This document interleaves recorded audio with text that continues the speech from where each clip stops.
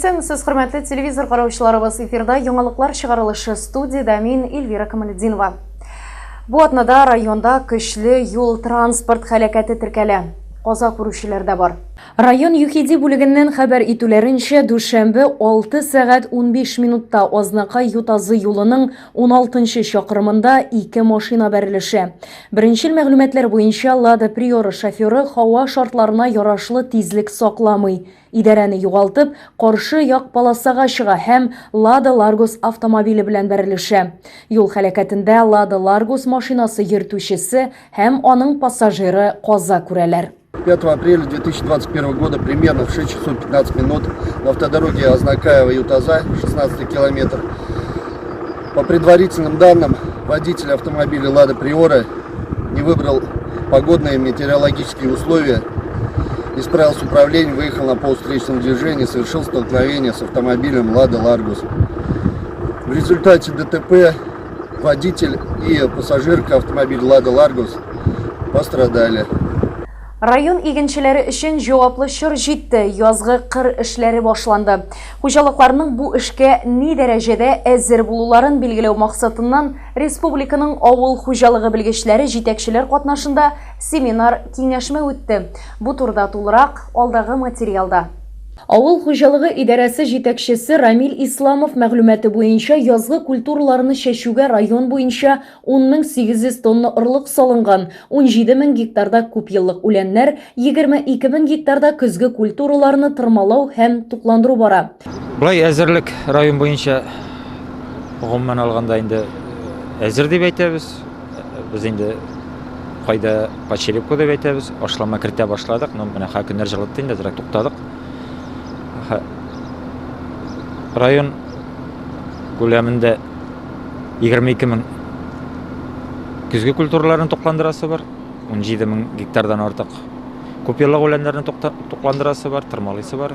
Һәм инде безнең 100% җирләр зәп сөрелгән, тырмалап инде кайбер участокларда иртә арпаны инде без иртәрәк чәчәргә дип планлаштырабыз. Быел язгы кыр эшләрендә 400 техника, 30 чәчү комплексы катнашачак. Союз агротехника паркы җитәкчесе Илнар Тимербаев техник агрегатларның тулысынча әзер булуын белдерде. 42 тракторист эшли, бу растениеводствода, животноводствода аерым кешеләр, камазистлар, водительләргә килгәндә 25 водитель бүген көнгә. Безнең техникалар бүген көнгә 90% чәчүгә әзер. Һәрбер комплекста 2 сменага кеше җыелган. Семена уда белән ташырга КамАЗлар бар.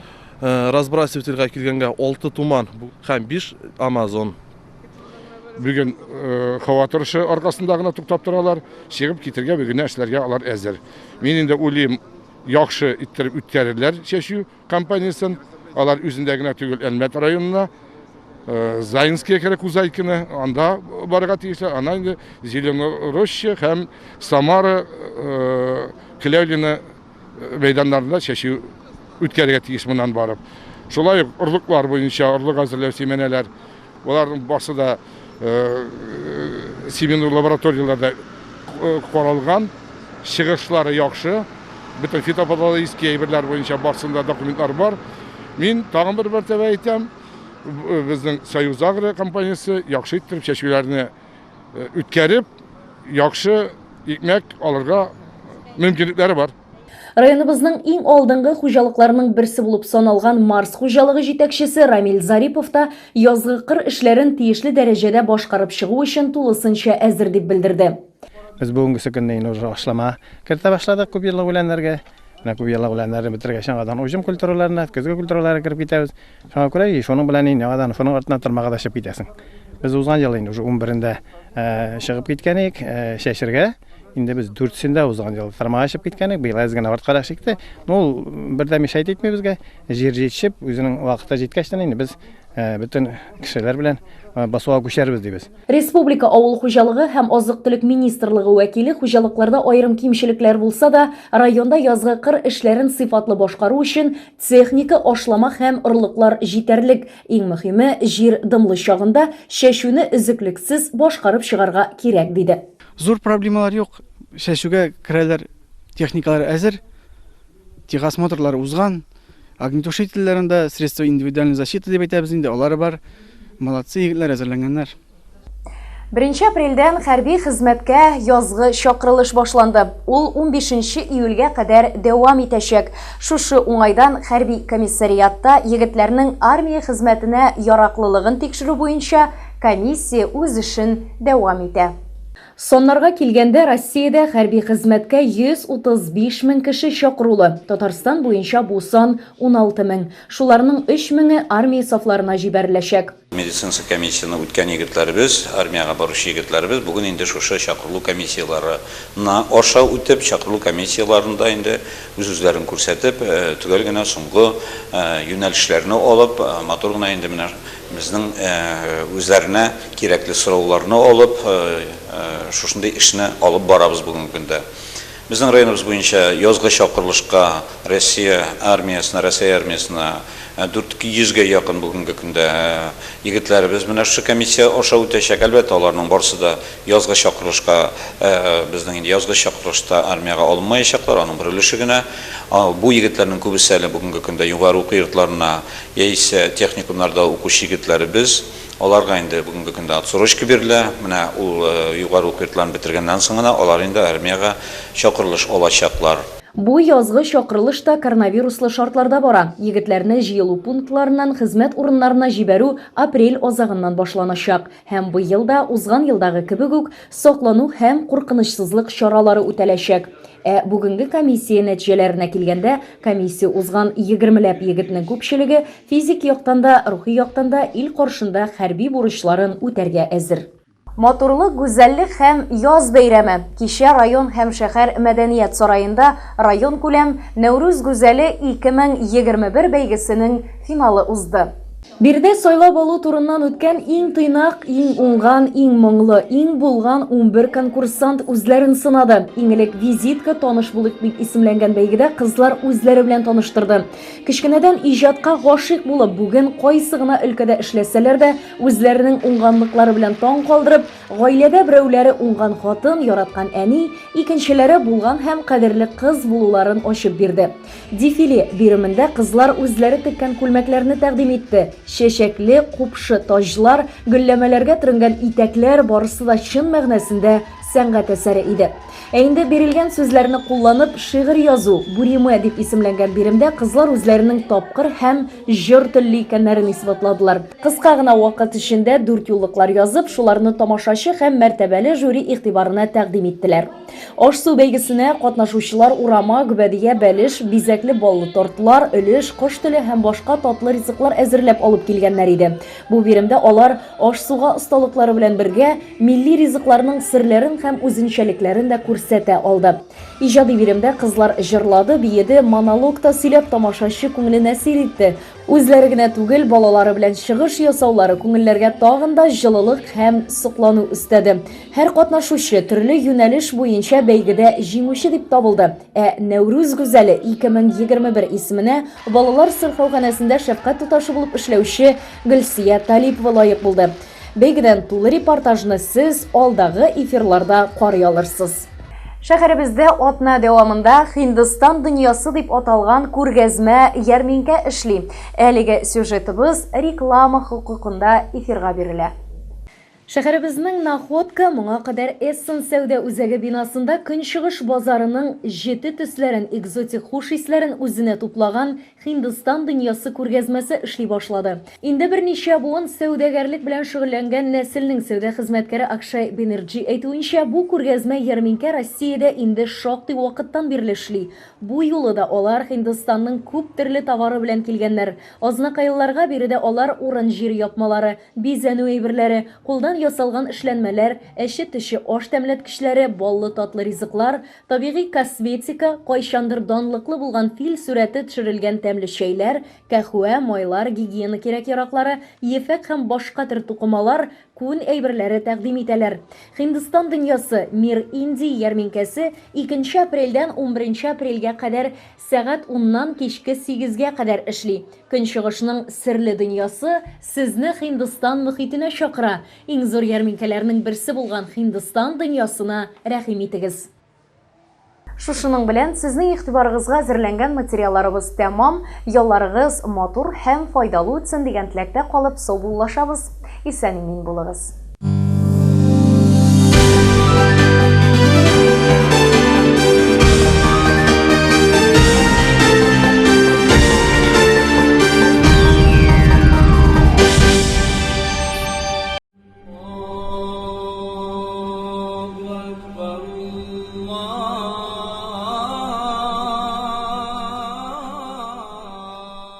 Bismillahirrahmanirrahim. Alhamdulillah, wassalatu wassalamu ala rasulillah wa ala alihi wa sahbihi ajma'in wa man tabi'ahu bil ihsan ila yawmiddin wa sallama tasliman kathira.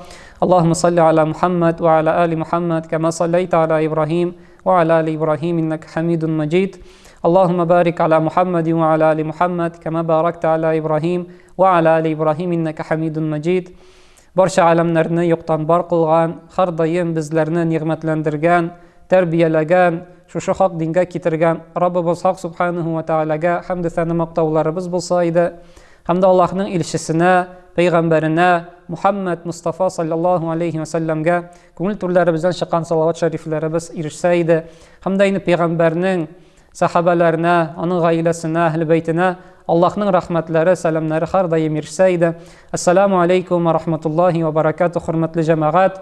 Allah Teala şuşu cuma günleri bizni mübarek kılsaydı, sizni təbrikliyim şuşu keləcək Ramazan ayı bilən, çünki indi bizning bir neçə gün günə qaldı. Allah'ın rahmeti bilən 13 günü düşənbədən indi sişənbəgə şuşu Ramazan ayı jitə, birinci Ramazan günü bulacaq. Hem de şuşu Ramazan ayında biz sizinlər bilən uraza günleri bizni başlarız, Kur'an günleri bizni başlarız, şuşu Ramazan ayının böləklərinə erişirgə tırışırız. Allah Teala aytdı: "Şəhru Ramazanəl-lezî unzila fihil Kur'an huden lin-nâsi ve beyyinatin minel huda vel-furqan, femen şehide minkumu-şehra felyasumh." Allah Teala aytdı: Ramazan ayında Allah'tan kişilərə doğru yolunu göstərüşü, hem hidayetini açıq beyan qılışı Kur'an indirildi. Allah Teala şuşu Ramazan ayın uluğladı, onun faziletini kötərdi. Bizim için fazileti nindi? Allah Teala bu ayda Kur'an indirdi. Kur'an özgərməytirgən, kıyamet gününe kadar şuşu haqlıqını bizge öyrətgən Kur'an-ı Kerimni indirdi. Hem Ramazan ayı şuşu Kur'an inu bilen aylarının sultanı buldu. En hayırlı ay buldu. Cuma günü şuşu atna günlerinden en hayırlısı ayında Ramazan ayı bütün aylarının hayırlısı, faziletlisi, hem sultanı. Hem de Allah Teala aytdı: sizlerden Ramazan ayına erişken her biriniz uraza tutsun. Allah Teala emir etdi: ey Müslümanlar, eğer de Ramazan ayına erişseniz uraza tutuguz di. Bu Allah'ın emri. Hem de indi Allah Teala şuşu Ramazan ayında uraza tutunu bizim için farz kıldı. Buruşumuzu etip bizim için cevaplılıkta kıldım şuşu Ramazan ayın urazasın. Hem de indi biz biliriz, İslam dininde 5 bağana var. Birincisi o indi şehadet kittiru, şehadet sözlerini aytı, hamalara aşanu. Eşhedü en la ilahe illallah ve eşhedü enne Muhammeden Resulullah. Allah'tan başka ibadet kılırlık ilah yok. Hem de indi Muhammed onun elçisi diyen sözlerge aşanu, hem şuşu sözlerini aytı. O sözlerini aytgan, hem de şuşu sözlerge aşanan kişi Müslüman bula. Ol Müslüman bula, İslam dininde bula, hem de indi Allah'ın rahmeti ana nerseke erişe. Hem de indi kalgan 4 bağana var, şuşu bağananı kılgan kişi kamil Müslüman bula, kamil rəvişdə Müslüman bula. İkinci bağana ol namaz, üçüncü bağana ol Ramazan ayında uraza tutu, 4-cü bağana ol zakat tula boylar için, hem de indi 5-ci bağana ömür qəbul bulsa da mümkünçilik bulgan kişiler için hacga barıp qaytu, Ka'batullah'a, Mekke'ge hacga barıp qaytu. Şuşu 5 bağana arasında 3-cü bağana ol uraza ayında uraza tutu. Şuşu uraza tutu bizim için farz. Hem de Allah Teala uraza ayının faziletlerini bizge söyledi. Peygamberimiz de onun faziletleri turunda bizge söyledi. Bir hadisinde Peygamberimiz aytdı: "Men sama Ramadanan imanan ve ihtisaban, gufira lehu ma taqaddama min zenbihi." Kim de kim sizlerden Ramazan ayında иман белән һәм Аллаһның әҗеренә өметләнеп ураза тотса, аның барлык гөнаһлары ярлыканыр ди. Аллаһ Тәгалә әйтә, аның барлык үткән гөнаһлары ярлыканыр, гафу ителер. Ягъни менә шушы Аллаһ Тәгалә безгә Аллаһның рәхмәте белән ислам динендә төрле гамәлләр кылды, төрле гыйбадәтләр билгеләп куйды. Ул гамәлләр, ул гыйбадәтләр безнең гөнаһларыбызны юк итә. Безнең гөнаһларыбызны сөртә һәм шушы гөнаһлар гафу ителүгә бер сәбәпче булып тора. Намаз булсын, хаҗ булсын, һәм дә менә шушы Рамазан аенда ураза тоту, ул инде бөтен гөнаһларыбызны юа бара. Ләкин кечкенә гөнаһларыбызны. Ни өчен кечкенә гөнаһларыбызны? Чөнки олы гөнаһларның гафу ителсен өчен, олы гөнаһлар гафу ителсен өчен тәүбә кирәк, үкенү кирәк. Әгәр дә кеше олы гөнаһ кыла икән, олы гөнаһлардан нәрсәләр бар бездә? Кеше үтерү, урлау, аннан соң эчкечелек һәм калган шушы олы гөнаһлар, гыйбат, ялган сөйләү. Олы гөнаһ кеше кыла икән, тәүбәсез, үкенмичә яши икән, ул гөнаһлары аның нәрсәкәй гафу ителми. Гафу ителми һәм кыямәт көненә кадәр кала. Җыела һәм кыямәт көнендә Аллаһ Тәгалә инде нәрсәкәй кешеләргә шушы гөнаһлары өчен җавап таләп итәчәк. Һәм дә кеше бер көнне Пәйгамбәрбез саллаллаһу алейһи ва саллям сахабалардан сораган иде, банкрот кем ул? Һәм сахабалар әйттеләр инде, аның акчасы булган, ләкин бер заман акчасы югалган, яисә инде ул аны ничектер югалткан, юк иткән шушы акчаны. Ләкин Пәйгамбәр әйтә, юк, андый кеше банкрот түгел. Хакыйкатьтә ди, чынлыкта ди, банкрот кеше кыямәт көнендә булачак ди. Әгәр дә аның кыямәт көнендә тау хәтлек хаҗ әҗере, ураза әҗере, тау хәтлек намаз әҗере, садака әҗере булачак, ләкин олы гөнаһлар белән киләчәк кеше, тәүбәсез, шушы гөнаһлары белән киләчәк кеше Аллаһ каршына басачак, һәм дә Аллаһ Тәгалә кешеләрне чакыра башлаячак. Аның каршына кешеләрне чакырачак һәм әйтәчәк, әгәр дә ул сезне беренче рәнҗетте икән, аның әҗер-савапларын үзенә алыгыз. Һәм дә кешеләр чыга башлаячак. Ул мине рәнҗетте, ул миңа сукты, ул минем турында гайбат сөйләде, ул миңа ялган сөйләде дип, шушы олы гөнаһлар өчен кеше үзенең әҗерләрен бирә башлаячак.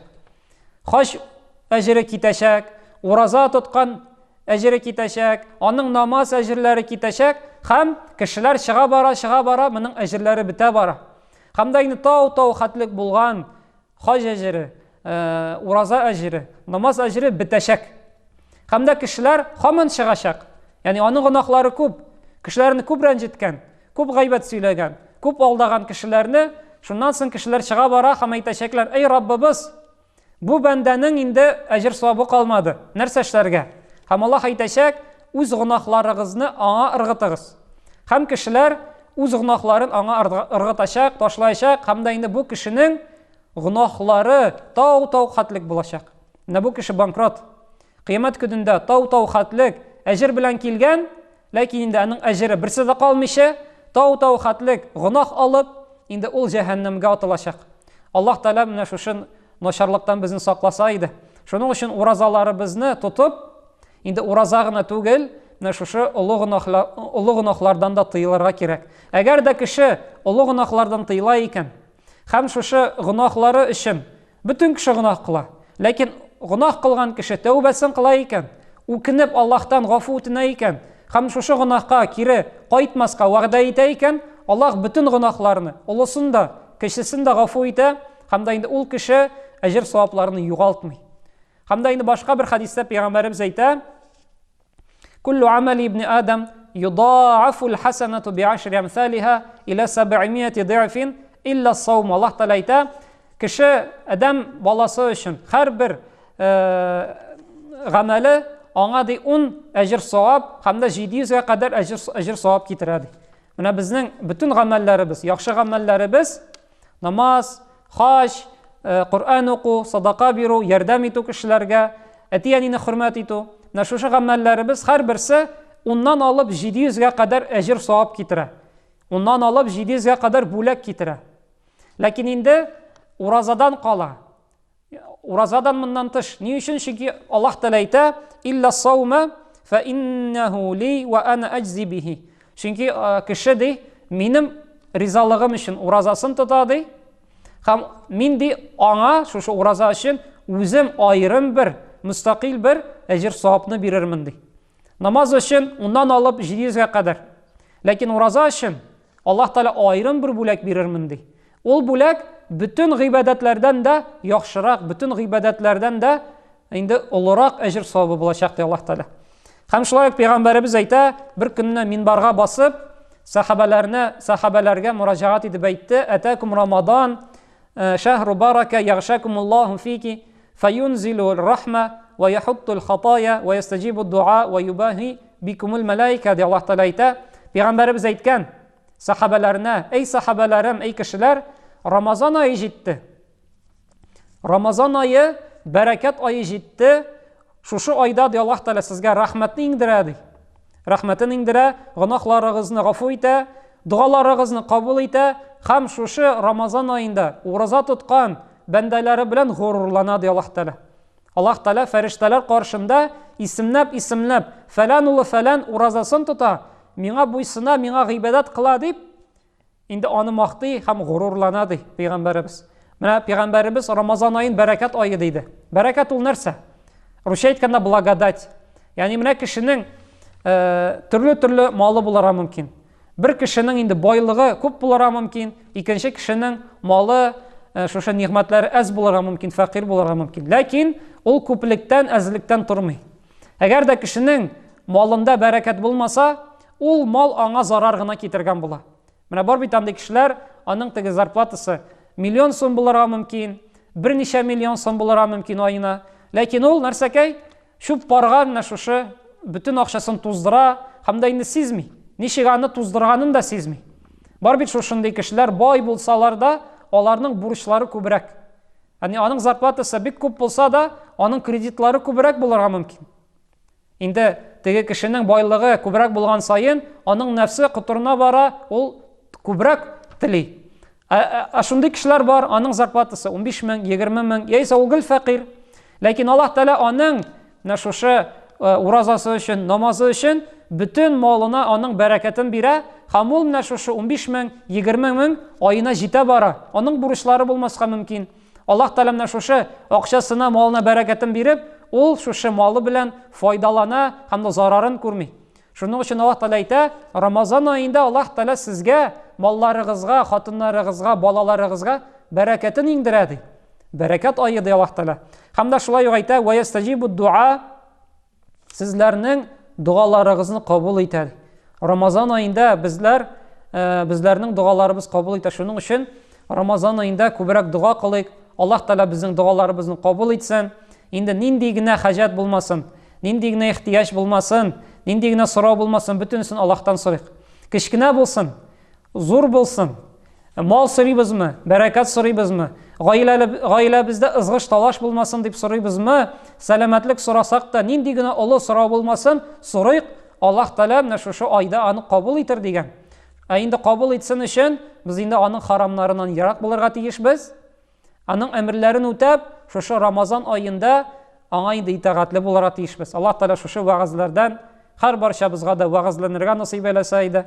Рамазан айы мөбарәк булса иде, шушы Рамазан айын файда белән, гыйбадәттә, Кур'ан укып, ураза белән үткәрергә һәр барчабызга да насыйп әйләсә иде. Aqulu ma tasma'un wa astaghfirullaha li wa lakum. Subhanakallahumma bihamdik, nashhadu an la ilaha illa anta nastaghfiruka wa natubu ilayk. Wassalamu alaykum wa rahmatullahi wa barakatuh.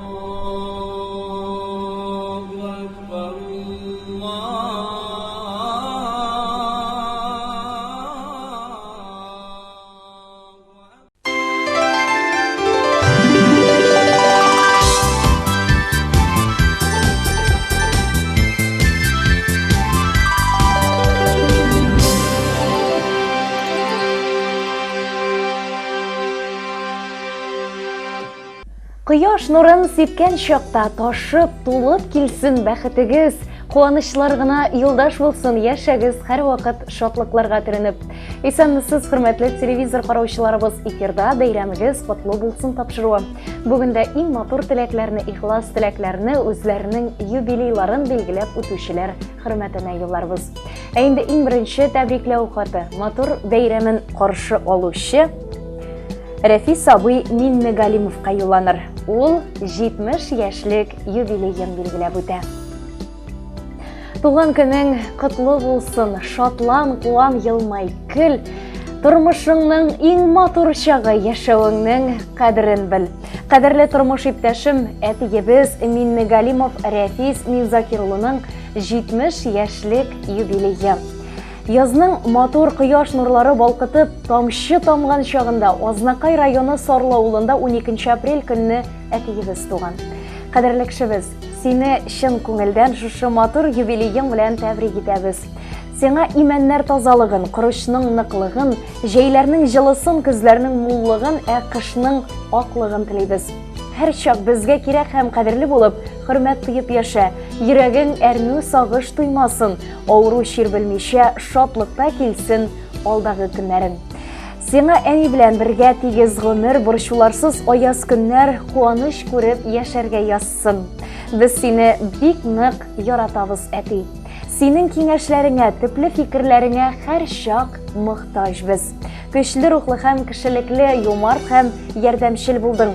Әни белән 47 ел гомер итәсез. Без 3 балага күңелле балачак, югары белем бирдегез. 7 онлык сөйендереп яши. Алар да üzülеп ярата сезне. Тормыш сиңа җиңел бирелмәде. Армиядан кайткач авылда эшләдең. Авылга кайткан яшь укытучыга әнигә гашыйк булып иләндең.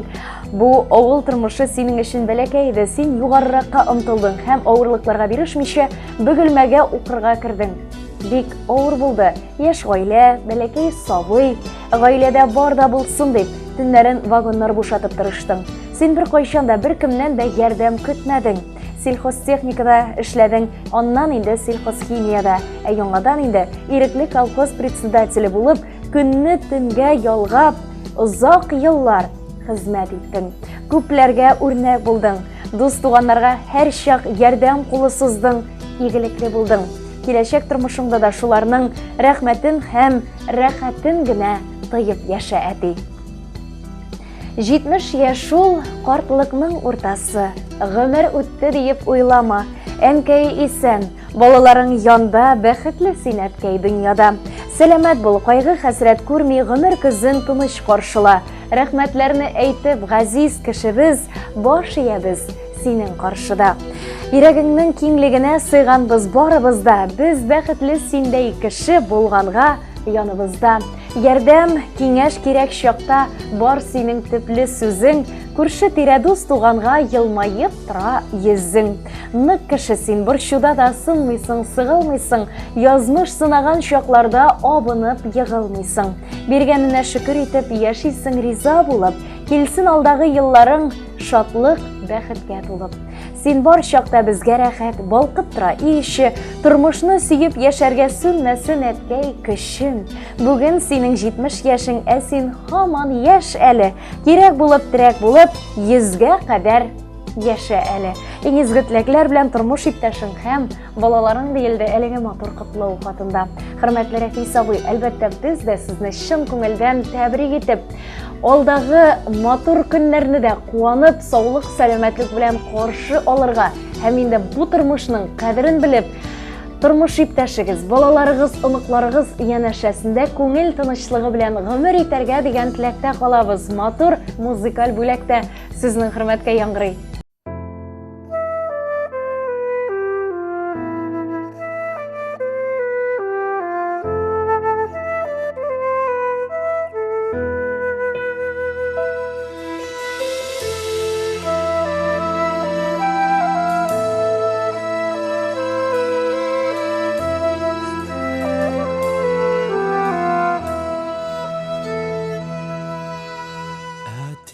Қолларында көккә ұшуларым, жилкәсендә туйган рәхәтлек.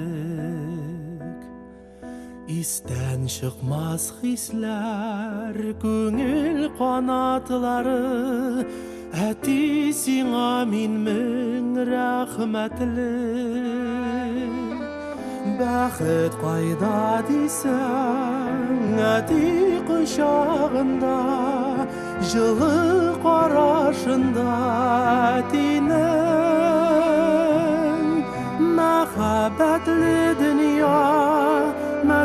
merhametli dünya, sin düzgen dünya hediyem.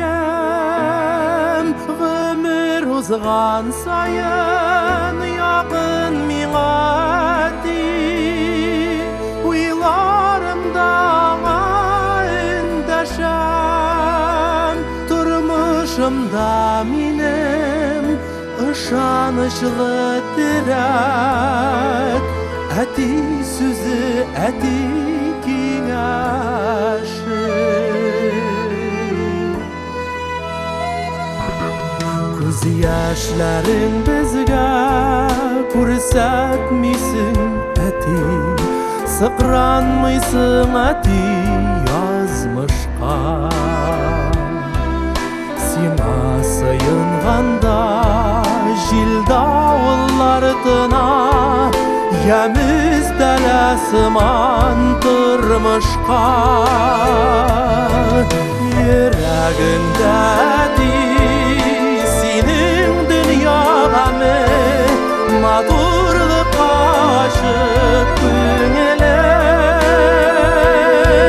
Синең белән әти без канатлы кошлар, мәңге өзелмәсен гомерең.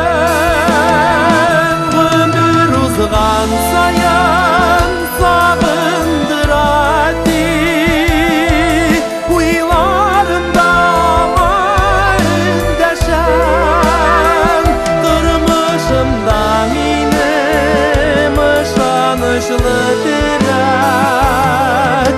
әти сөзі әти кеңәші.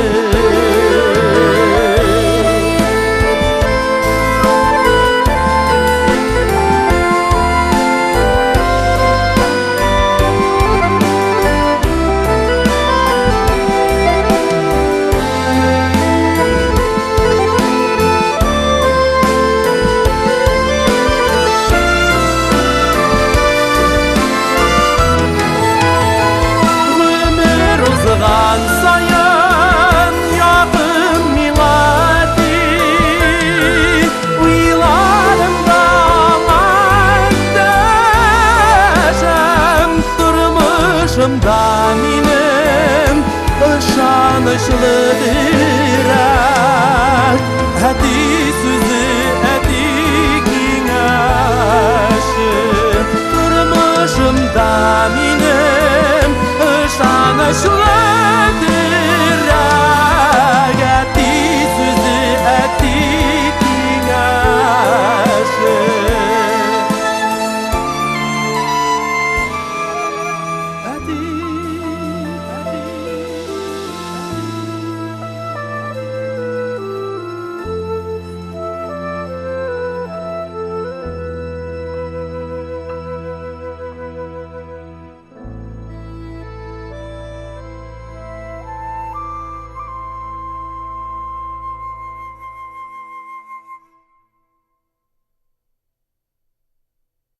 Жетмеш яшьлек юбилейі белән Нәфисә апа Хаҗиеваны тәбриклибез.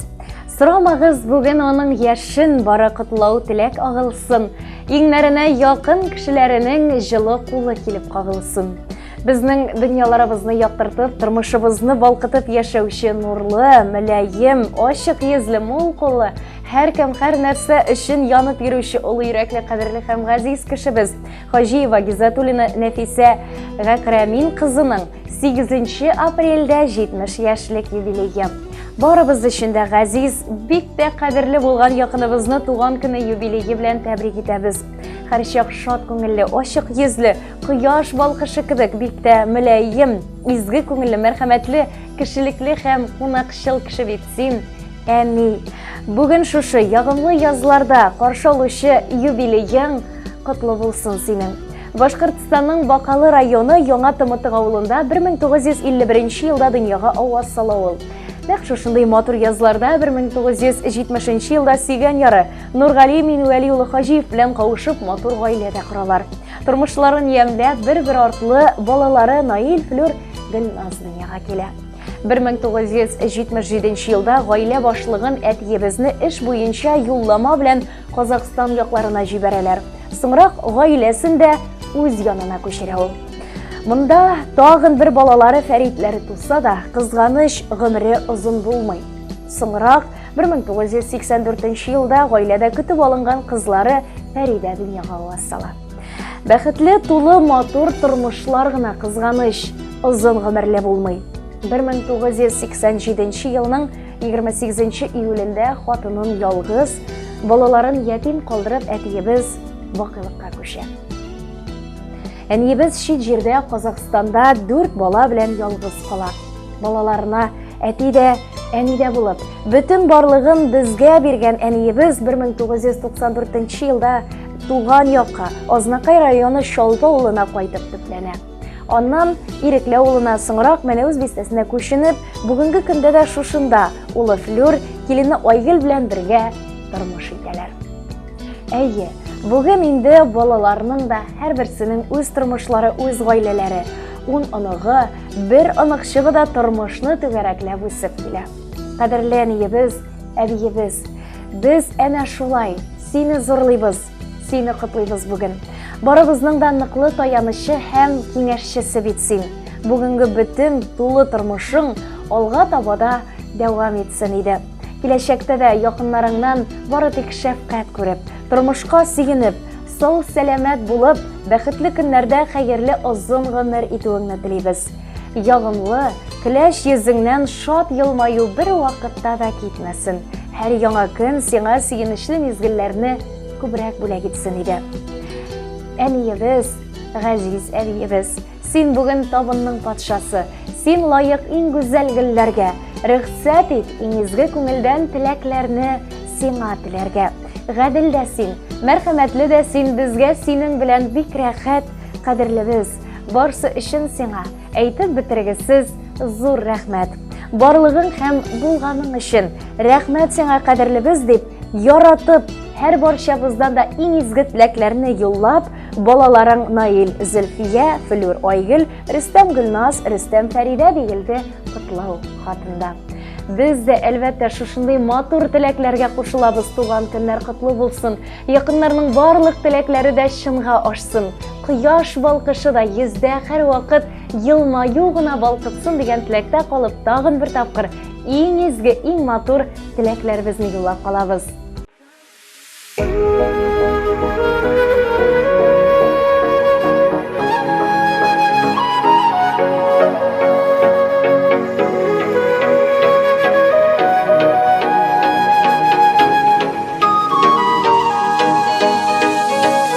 Кояш кеби карасаң бер елмаеп, бөтен дөнья китә шунда нурланып. Багышладың безгә бар гомереңне, шуңа бүген беләбез кадереңне. Гафу ит әнием, кадереңне калдырсам, гафу ит кайчак, әгәр сине кайгырсам. Әнием, әнием, сине шундый яратам. Гафу ит әнием, әгәр мине аңласаң.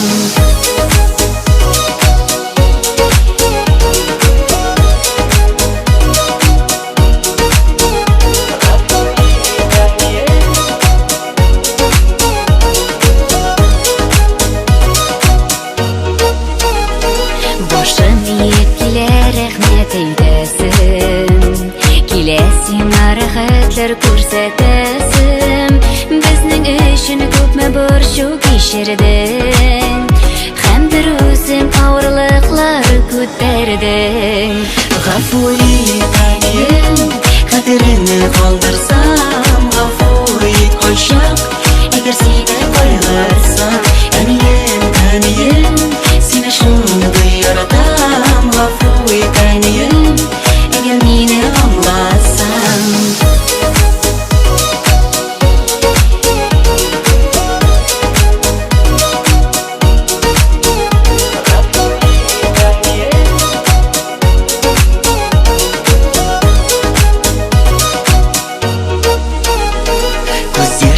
Бер кайчанда күрсәтмәдең, ни кирәген һәр вакыт белә идең. Безнең өчен һәр вакытта син үрнәк, мең yaşa ani sen bizga kerak G'afur et aniyim qadrini qoldirsam G'afur et qo'shiq agar seni qo'ymasam Aniyim seni shunday yaratam G'afur et aniyim agar meni anglasam G'afur et aniyim qadrini qoldirsam G'afur et qo'shiq agar seni qo'ymasam Aniyim seni shunday yaratam G'afur et aniyim agar meni anglasam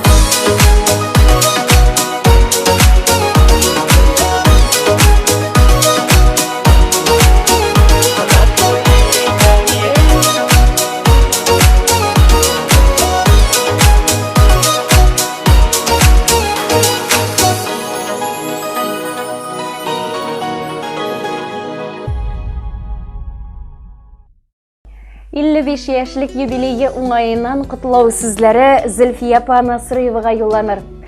Туган көннәр бәхет алып килсен, елмаеп, көлеп яшә. Якыннарың бүген сине котлый. Барысы да җыелып янәшә. 11 апрель көнне Туйка авылында туып үскән, бүгенге көндә Азнакайда яшәүче туганыбыз Насыйрова Зөлфия Атлас кызына 55 яшь тула. Сине олы юбилейың белән кадерле кешебез чын күңелебездән тәбрик итәбез.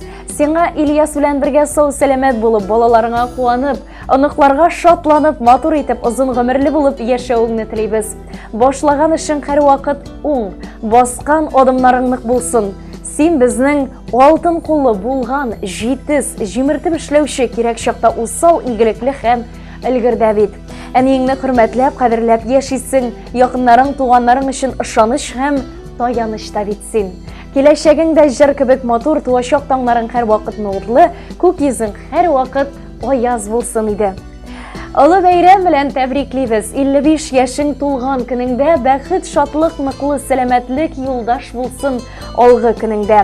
Сәламәт һәм озын гомерле бул, пар канатың булсын янәшә, балаларның игелеген күреп, гел елмаеп, көлеп син яшә.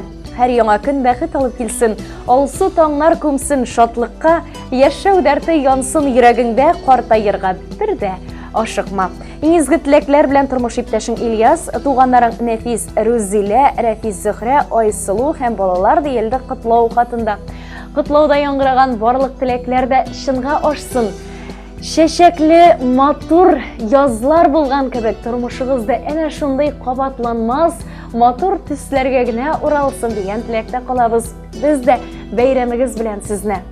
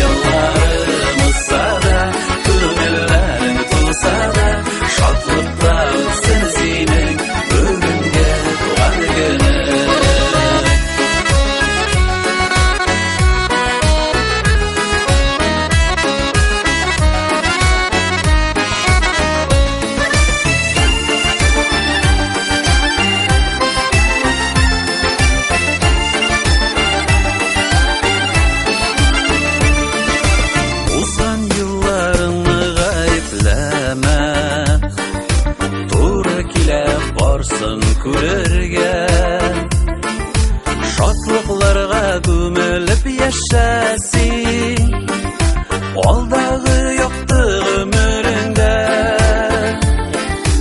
Алдағы яқты өміріңді Yıllarım ıssa da Көңілләрің туса да Шатлықта өтсін сенің Бүгінге туған күні Yıllarım ıssa da Көңілләрің туса да Шатлықта өтсін сенің Бүгінге туған күні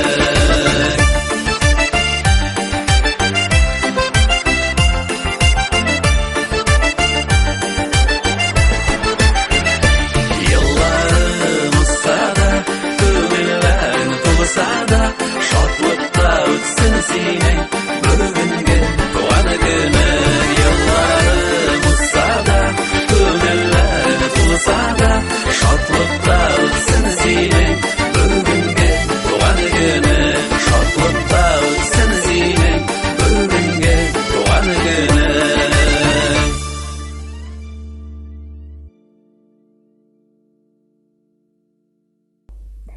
75 яшьлек юбилейы белән Эльмира апа Каримованы тәбриклибез. Бәхетле бул, алгы тормышыңда да йөзең көләч, күңелең шат булсын, күңел җылың белән яшәү дәртең гомергә сүрелмәсен. Югары стәрле улында яшәүче кадерле туганыбыз Каримова Эльмира Зәки кызының гомер бәйрәме 75 яшьлек юбилейы. Эльмира Зәки кызы Ямлык елгасы буена урнашкан Тымытык авылында Зәки белән Үәсви Ямал гаиләсендә 1946 елның 10 апрелендә дөньялар яшәрә башлаган мәлендә дөньяга килә. Ишле гаиләдә бернинди эштән дә авырыксынмыйча кечкенәдән эшләп үсә. Тымытык урта мәктәбендә белем ала. Мәктәптә яхшы укый, спортны ярата, активист була. Казан педагогика институтының математика факультетын тәмамлап, юллама буенча югары стәрле улы мәктәбенә укытырга кайта. 41 ел, бер көндә больничный алмыйча балаларга математика фәне буенча белем тәрбия бирүдә армый-талмый хезмәт куя ул. Укучылар һәм ата-аналар да аны бик хөрмәт итәләр, яраттылар. Үз эшенең чын остасы иде ул. Шуңа күрә дә лаеклы ялга чыккач та 8 ел мәктәптән аерыла алмады әле ул. Укытуын дәвам итте. Ата-аналар да минем баланы гына укытып чыгар инде дип һаман укыттырасылары килде. Авыл укытучылары өстәмә колхоз тормышында да кайнап яшәделәр. Күп еллар агитмасса эшләре башкарды. Төрле чараларда да актив катнашты. Эльмира югары стәрле улының Расих исемле шофер егете белән тормыш корып, 2 кыз, 1 ул үстерделәр. Балаларга югары белем биреп, олы тормыш юлына бастыруда алар зур көч куйдылар. 2 кызы үз гаиләләре белән Әлмәт шәһәрендә яшәп, нефть һәм газ оешмаларында хезмәт куялар. Әниләренә оныклар бүләк итеп, хәзер шул оныкларга куанып гамәл итә. Тормыш иптәше Расихның гына гомере кыскарак булды. Бу якты дөньядан киткәненә дә 10 ел гомер үткән. Тормыш дәвам итә. Атна сайын кайтып, ярдәм итеп торган балалар белән, туганнар, күршеләр белән аралашып, ярдәмләшеп гомер итә бүгенге көндә Эльмирабыз. Ул һәр вакыт ачык йөзле, ярдәмчел, без аны яратабыз, хөрмәт итәбез. Безгә карата кылган изгелекләре үзенә йөзе белән әйләнеп кайтсын иде. Безнең әти-әни бик нык тәрбияле тыныч кешеләр иде. Безнең сәламәт булуыбыз да тәрбиядән килә, чөнки без тату гаиләдә үстек. Эльмира дин сабагы алып, хәзер дин юлында 5 вакыт намазын укып, барлык дини һәм дөньяви гамәлләрне әйдәп бара. Хәйрия эшләрендә оештыра, аның улы йөрәгенә һәркем өчен җылы сүз, төпле киңәш табыла. Күркәм хылыклы, сабыр, мөлаем, зур хөрмәткә лаек туганыбызны бәйрәме белән чын күңелебездән котлыйбыз бүген. Аллаһыбыз сиңа бәрәкәтле, хәерле картлык, җан тынычлыгы бирсен, сәламәтлектән айырмасын. Без балаларыңның, оныкларыңның бәхет шатлыкларына куанып, һәр яңа туган көнгә сөенеп, безнең ихтирамыбызны, игътибарыбызны яратуыбызны тоеп, озын-озак яшәргә язсын дип теләп калабыз. Киң күңелең, юмартлыгың өчен без кояшка сине тиңлибез. Шатлык белән тулы куанычлы озын гомер сиңа телибез. Чәчләреңә шал керсә дә күңелең көр һаман яшәле, җаның тыныч, тәнең таза булып, кайгы хәсрәт күрми яшә әле. Иң изге теләкләр белән барлык туганнар исеменнән сеңлең Земфира диелде әлеге матур котлау хатында. Матур котлау сүзләре күңелегезне канатландырып, алга табада яшәү дәрте өстәсен. Куанып кына туганнар белән бергәлектә, балалар, оныклар игелегендә сөенеп, куанып гомер кичерегез. Туган көннәрегез белән сезне.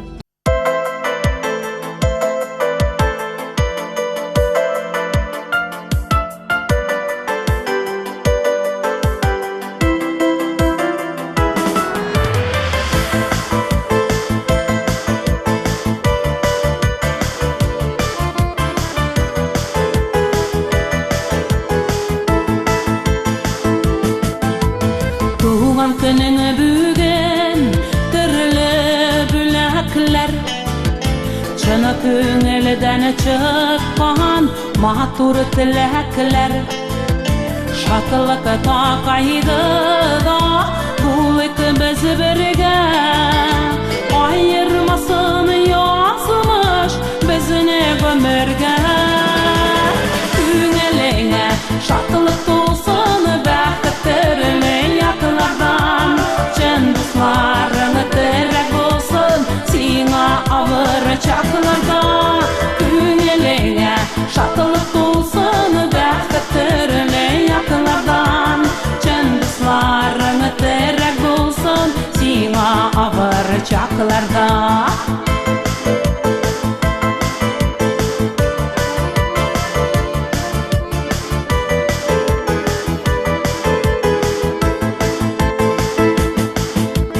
Якты аяз булсын тормышың күге, кояш нурын сибә тик сиңа бүген. Сагышларны онып, елмаеп яшә, йолдызларда күктән сиңа эндәшә. Күңелеңә шатлык тулсын, бәхет төрле яклардан, чын дусларың терәк булсын сиңа авыр чакларда. Күңелеңә шатлык тулсын, бәхет төрле яклардан, чын дусларың терәк булсын сиңа авыр чакларда.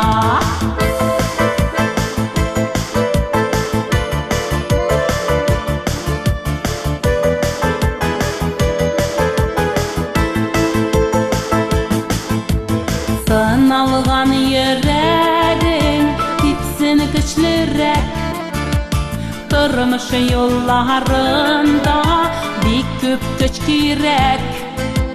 Йөрәктәге җырны җиргә таратып, җырлыйм синең өчен, сине яратып. Күңелеңә шатлык тулсын, бәхет төрле яклардан, чын дусларың терәк булсын сиңа авыр чакларда.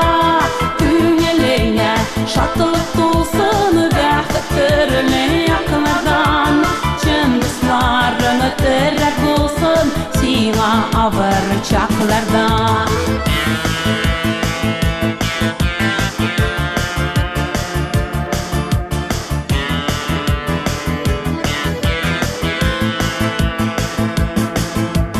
Туган көнеңе бүген төрле бүләкләр, чына күңелдән чыккан матур теләкләр. Шатлык тақайды да булык без бергә, айырмасын язмыш безне гомергә. Күңелеңә шатлык тулсын, бәхет төрле яклардан, чын дусларың терәк булсын сиңа авыр чакларда. Күңелеңә шатлык тулсын, бәхет төрле яклардан, чын дусларың терәк булсын сиңа авыр чакларда. Күңелеңә шатлык тулсын, бәхет төрле яклардан, чын дусларың терәк булсын сиңа авыр чакларда.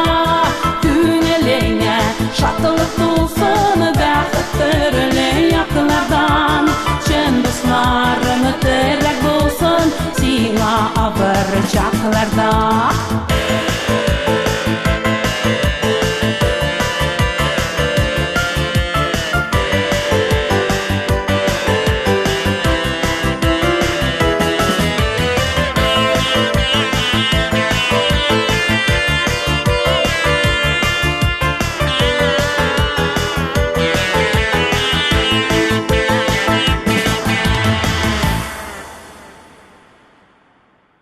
Hürmetli тамашачыларыбыз, шушының белән безнең бүгенге эфирыбыз ахырына да якынлашты.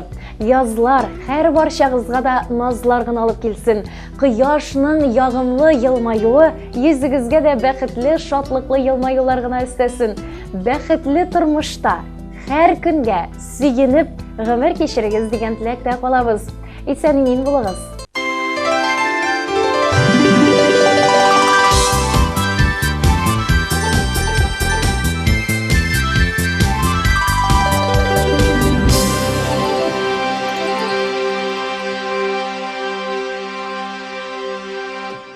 Новый смарт-кроссовер Cherry Tiggo 4.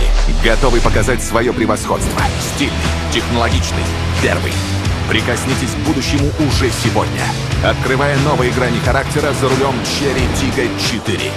Запишитесь на тест-драйв у официального дилера Диалог Авто в городе Азнакаево. Шихудинова 12Б, телефон 99 006. Любые ремонтно-отделочные работы в квартире, доме, офисе 24 часа в сутки. Телефон 8 939 300 92 67.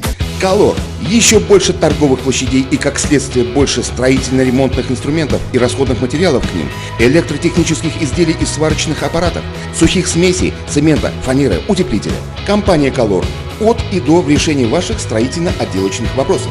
Наш телефон 7 70 80. Дорогие мамы и папы, вы находитесь в трепетном ожидании малыша или уже являетесь счастливым родителем? Малыш Плюс готов решить многие вопросы, связанные с этими приятными событиями. Достойный ассортимент колясок, кроваток, а также манежи, качели, стол-стульчики, автокресла, санки, велосипеды, комплекты в кроватке и на выписку, одежда для детей с рождения и старше, обувь, игрушки, электромобили, детское питание, косметика, подгузники и многое другое вряд ли останутся без вашего решения приобрести все необходимое в одном месте. Малыш Плюс. Все от А до Я для вашего малыша. Азнакаево, Ленина 27, телефон 9 56 42. Ежедневные рейсы в Альметьевск от пассажирского агентства «Мандарин», генерального транспортного партнера ТНТ Азнакаево. Отправление из Азнакаева в 6, 6:30, 7, 8, 9, 10, 11, 13, 14, 15, 16, 17 и 18:00. Из Альметьевска в 7:30, 8, 9, 10, 11, 12, 13, 14, 15, 16, 17, 18, 19 и 19:30. Остановки: онкологическая больница, ТЦ «Панорама», ДКНРЧ, драмтеатр, главпочтамт, медсанчасть, Макдональдс, Огни, Тихоновка, Мактама. Развозим по городу и осуществляем курьерскую доставку. Магазин «Строймаркет» предлагает новую линейку товаров в своем ассортименте, а именно все необходимое для оборудования бани, банные печи, газовые горелки, дымоходы и комплектующие элементы к ним, а также деревянные изделия для отделки и оснащения внутреннего интерьера помещения бани. Традиционно мы сохраняем широкий ассортимент строительно-отделочных материалов, различных инструментов для ремонта, лакокрасочных изделий, грунтов, шпатлевок, расходных материалов для подвода воды и всего самого необходимого в хозяйстве и быту. Магазин «Строймаркет» – ваш надежный и выгодный партнер в строительстве и ремонте. Наш адрес – улица Гагарина, 2А, телефон 8 917 913 27 70.